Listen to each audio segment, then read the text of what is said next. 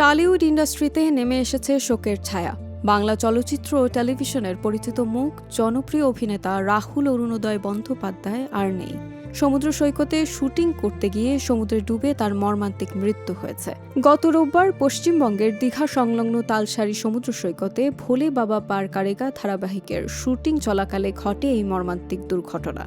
শুটিংয়ে এক পর্যায়ে সমুদ্রে নামেন অভিনেতা রাহুল অরুণোদয় বন্দ্যোপাধ্যায়। হঠাৎই পানিতে তলিয়ে গেলে সেটে থাকা টেকনিশিয়ানরা দ্রুত তাকে উদ্ধারের চেষ্টা করেন। ইউনিটের সদস্যদের ভাষ্য অনুযায়ী কিছু সময় পানির নিচে থাকার পর তাকে উদ্ধার করা হয়। তখনও তিনি জীবিত ছিলেন। এরপর দ্রুত তাকে দীঘা হাসপাতালে নেওয়া হলেও চিকিৎসকেরা তাকে মৃত ঘোষণা করেন। প্রাথমিকভাবে ধারণা করা হচ্ছে পানিতে ডুবেই তার মৃত্যু হয়েছে। শিল্পী ফোরামের পক্ষ থেকে জানানো হয়েছে, শুটিং শেষে রাহুল সমুদ্রে নামেন। ধারণা করা হচ্ছে তিনি হয়তো সাঁতার জানতেন না অথবা বালিতে পা আটকে যাওয়ার কারণে এই দুর্ঘটনা ঘটে। হঠাৎই টেকনিশিয়ানরা চিৎকার করে জানান তিনি পানিতে তলিয়ে যাচ্ছেন। এদিকে রাহুলের গাড়ি চালকের ভাষ্য অনুযায়ী তিনি বারবার রাহুলকে পানিতে নামতে বারণ করেছিলেন, তবে সেই সতর্কবার্তা শোনেননি অভিনেতা। 1983 সালের 16 অক্টোবর জন্ম নেওয়া রাহুল অরুণোদয় বন্দ্যোপাধ্যায়ের বাংলা চলচ্চিত্র ও টেলিভিশনের অত্যন্ত পরিচিত একটি নাম।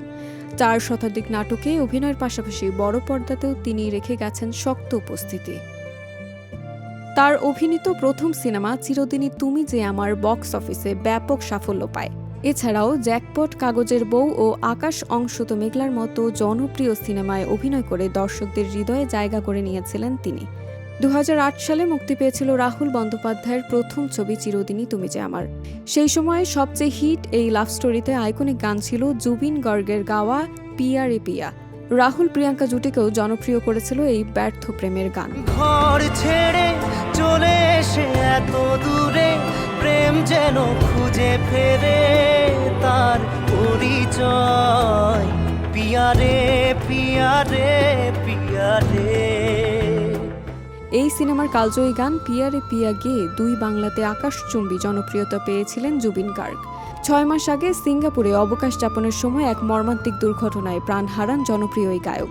জানা যায় সেখানে স্কুবা ড্রাইভিং এর সময় পানিতে ডুবে তিনি মৃত্যুবরণ করেন।